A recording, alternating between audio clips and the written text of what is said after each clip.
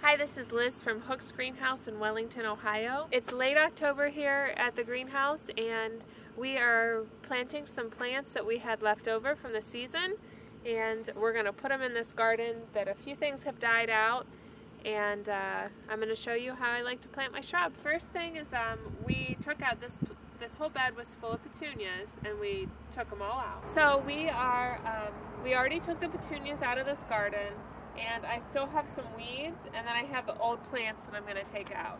These plants I'm going to move to a different area. This is a type of birch, small miniature birch, and they just didn't work well here. So this garden is actually, we put a lot of our extra soil in here, so throughout the year as plants die, we have extra flats. Any extra soil, we put it all in this garden. So the soil that I've come up with is a pretty decent soil, but it dries out really quickly, so it makes it really difficult for a lot of my shrubs. So behind here is my favorite shrub. It's a Physocarpus. It's a type of 9-bark, and it's called summer wine.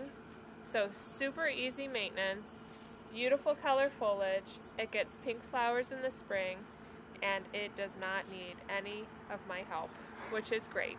So over on this side here, we have Rosa Sharon. This is a sugar tip. It's a double blossomed.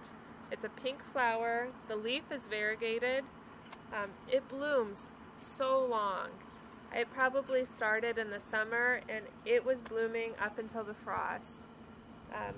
It's kind of a slow grower. It's taking it that's probably a 7 or 8 year old plant. So it's been very slow growing, but it's well worth it because it's beautiful. I have hardy hibiscus here. It's another one of my favorite perennials. Very easy maintenance. Even though I have pretty dry soil, it seems to be doing fine. There's multiple different ones of multiple different colors. Usually if I have one in the greenhouse that's just not doing so good, I bring it out here and I pot it in here and I just keep adding to it. They get those big giant dinner plate flowers of tropical colors. Very easy maintenance. They're quite established, so now they're getting quite a lot of blooms. The green is still up. I could chop this down a little bit. I usually just leave it till the spring. So before I actually plant my shrubs in here, I'm just fitting my bed. I want it to be as perfect, as manicured as I can get it, and then I'll place the shrubs. So you never want to just start planting shrubs and then mess with your soil afterwards. You want to fit your bed first. So fill in these holes.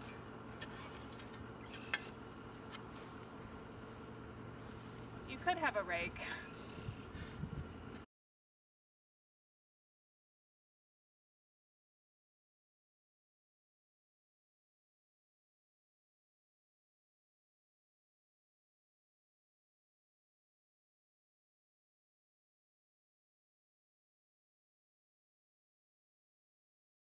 So we're going to plant, this is Golden Ticket. It's a type of privet.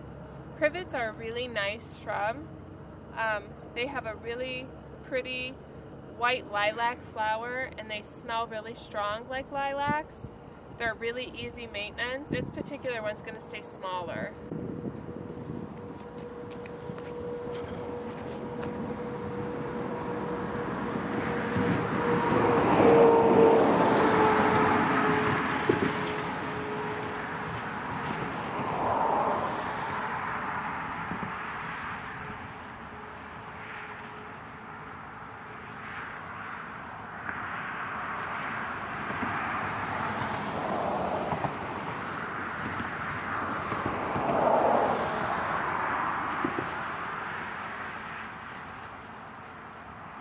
I think I have them where I want them, and so now I'm going to dig a hole double the size of what the pot is.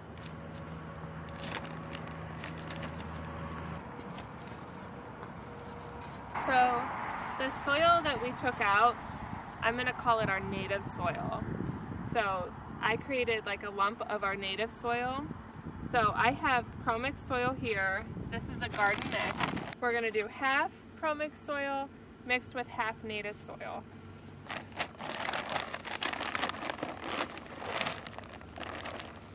This is our native soil, and we want our plant's roots to go out into the native soil. If I was to pour all this good soil into my hole around my plant, it might think it's just in another container, and the roots are not going to want to venture out into the real native soil. So we're kind of giving it some good nutrients, but letting it have a taste of reality with the native soil. My roots are really good. It's not really root bound. I'm not going to pull and yank on these roots. I'm not going to cut them open. I'm just going to leave them how they are. The roots will find new soil. They don't need me to tear them and disrupt them. I am way too low. This is the top of my root ball here. I want the actual soil level to be right at the crown of my plant here.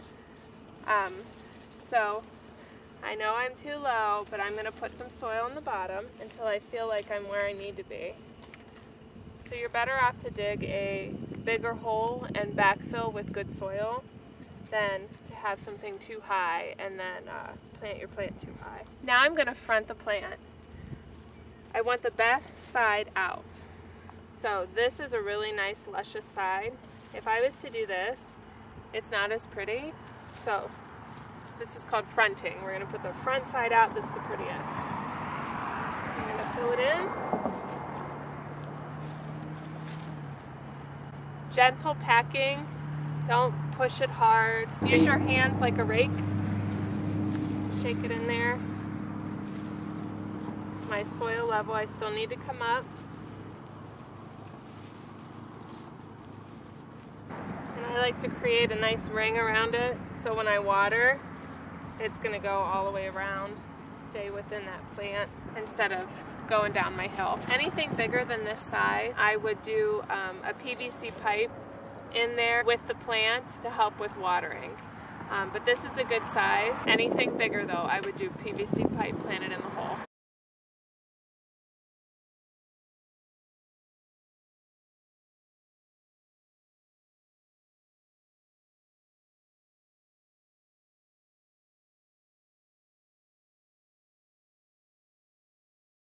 Next thing we're going to do is add some mulch.